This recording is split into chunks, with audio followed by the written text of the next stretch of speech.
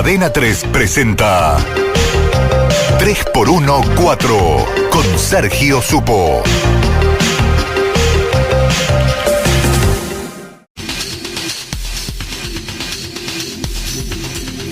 Hola Sergio. ¿Qué tal? Esta mañana cuando anticipábamos esta columna recordábamos cómo en la década del 60 se llamaban a los paros como los de hoy.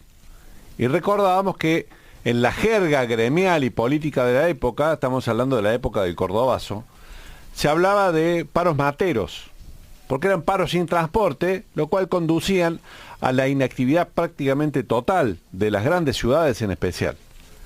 Era una época en la que los niveles de acatamiento eran muy elevados porque la población estaba agremiada en la Argentina en gran medida y porque el trabajo en negro, el trabajo informal, como políticamente correcto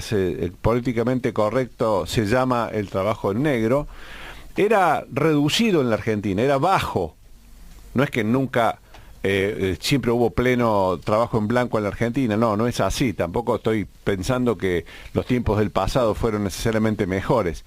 Pero la verdad es que el estallido del trabajo informal en la Argentina es parte de la decadencia del país, parte de las desgracias que acumulamos, que tiene consecuencias diversas, ya las conocemos, por ejemplo, que hagan inviable el sistema jubilatorio, porque muy poca gente aporta lo que tiene que aportar durante determinada cantidad de tiempo, más de 30 años, para poder hacer viable el sistema jubilatorio, entre otras cuestiones. La Argentina no solo cambió para peor, sino que se transformó como se transforma el mundo. Hoy no existe prácticamente ningún país en que sea aceptable, sea legal, una paralización total del transporte público.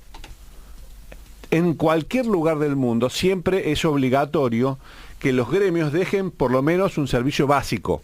Eso en Argentina, si existe la ley, no se cumple. Pero además han pasado otras cosas en el mundo y también pasan en la Argentina. Existen ahora formas, por ahora ilegales en la Argentina, pero ya legales en el mundo, como el transporte de pasajeros, que no necesariamente son los taxis. Existen las aplicaciones para viajar. El Uber, el Cabify, etcétera, etcétera, todavía no legalizadas en Argentina, pero que están entre nosotros. Eso hace viable que mucha gente que pueda se traslade.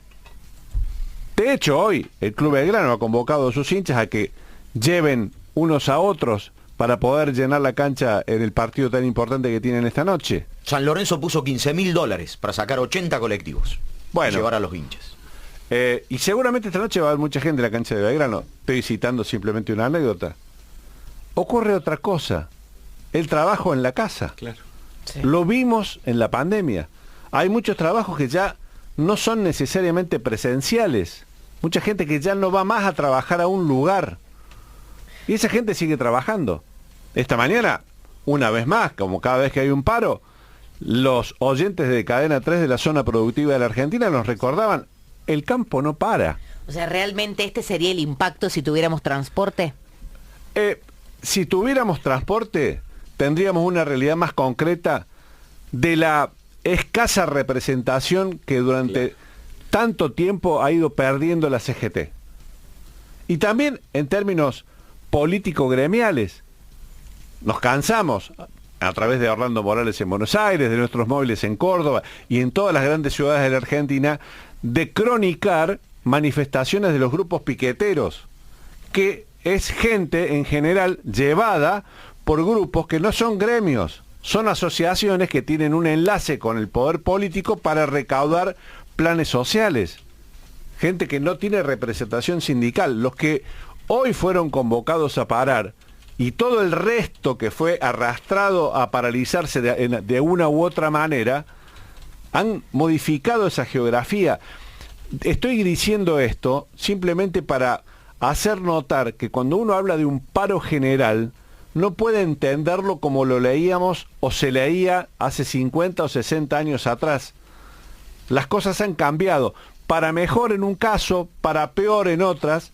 La decadencia argentina se expresa por el enorme trabajo en negro que tiene la Argentina y también se expresa en la escasa representación que hoy tiene la CGT, al punto, y con esto voy a terminar la columna, de repetir lo que dijimos ayer, ¿qué va a cambiar después de este paro?